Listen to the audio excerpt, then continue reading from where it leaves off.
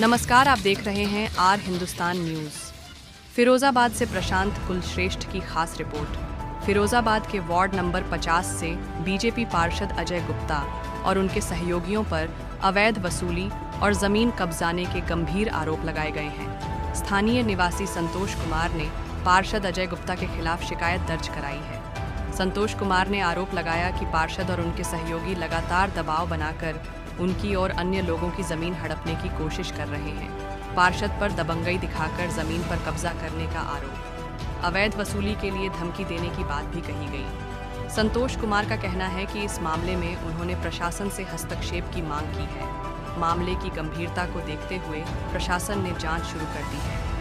अधिकारी स्थानीय निवासियों के बयान दर्ज कर रहे हैं और आरोपों की सत्यता की जांच की जा रही है। इस घटना के बाद स्थानीय लोगों में रोष है।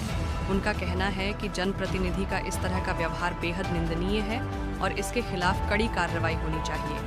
अजय गुप्ता ने इन आरोपों को बेबुनियाद बताते हुए कहा कि यह उन्हें बदनाम करने की साजिश है। मामले की पूरी सच्चाई प्रशासनिक जांच के बाद ही सामने आएगी। मेरा नाम संतोष कुमार राठौर है। हम 10 पार्टनरों ने मिलकर रसूलपुर एकता नगर में प्लाट खरीदे थे, जिसमें हमें अजय गुप्ता पार्षद ward number 50 Bharatiya Janata party के द्वारा पीड़ित किया जा रहा है। अवैध रूप से हमारी जमीन पर कब्जा करवाया जा रहा है और हमसे पैसे मांगे जा रहे हैं, जबकि उनका उस जमीन से कोई लेना देना नहीं है। ना ही उनके पास कोई दस्तावेज है, ना उनके नाम में है, ना उनके किसी परिवारीजन के नाम में है। लेकिन उन्हें पहले से इसकी आदतें पड़ी हुई हैं और उनके बारे में तो सभी लोग भली भांति से जानते हैं। गरीबों को धमकाना, गरीबों की जमीनों पे कब्जा करना, अवैध रूप से पैसों की वसूली करना, यह भारतीय जनता पार्टी की एक पद है उनके पास पार्षद का, जिसका दुरुपयोग कर रहे हैं। जनता के द्वारा उनको पद दिया गया है, लेकिन जनता को ही वो लूट रहे हैं। पूर्व में भी ये बात से विवादों में रहे हैं, क्या कहना चाहिए?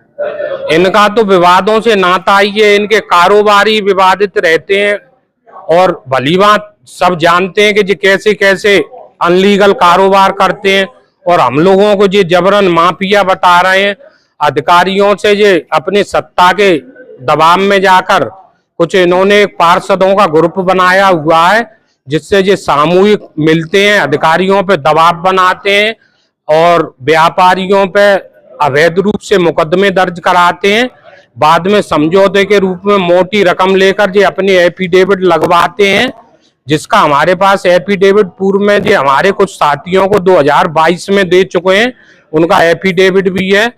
और अन्य अन्य कई तरीके से ये लोग धमकाते हैं।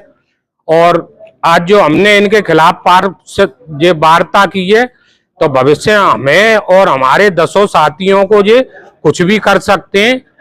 इसके लिए भी हमें शासन, प्रशासन और भारतीय जनता पार्टी से न्याय की गुहार है। हम भी भारतीय जनता पार्टी के ही वोटर हैं, लेकिन जब हमको ऐसे पीड़ित किया जाएगा तो कौन भारतीय जनता पार्टी में रहेगा।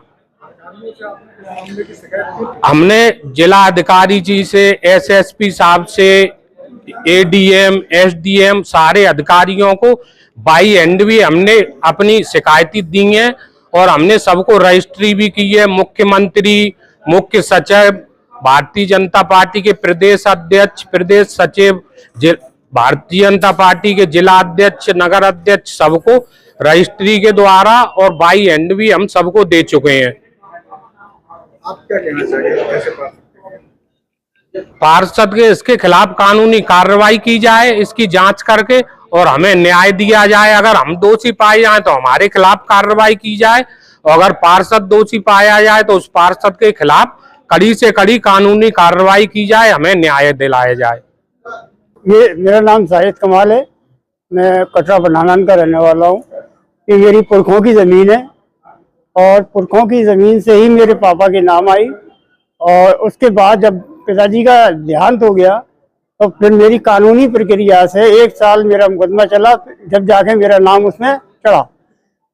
अब आके जब मेरे पिताजी एक एग्रीमेंट कर गए थे इन लोगों को, राठौर साहब को, त्यागी जी को, रामवीर प्रधान, पप्पू वाल्मीकि वगैरह थे। तो अब अजय पार्षद जो है वो मुझे धमकी देते हैं फोन पर कि तुम इनका बैनामा कैंसिल कर दो, नहीं तो अच्छा नहीं होगा। तो हम ये चाहते हैं कि हमें न्याय मिले। अजय पार्षद के नाम कुछ भी नहीं है, कोई कागज नहीं है, वो फिर भी इसके अंदर अनलीगल तरीके से हस्तक्षेप करते हैं और अपना एक ग्रुप बना रखा है, जिस ग्रुप के तहत ये बड़े अधिकारियों पे भी दबाव बनाने की कोशिश करते हैं और हमारे खिलाफ मुकदमा लिखाने की कोशिश कर रहे हैं। तो हमारा तो शासन और प्रशासन से और भारतीय जनता पार्टी से अनुरोध है कि हमें न्याय मिले, न्याय दिलाया जाए और जो दोषी हो उसके खिलाफ कार्रवाई की जाए।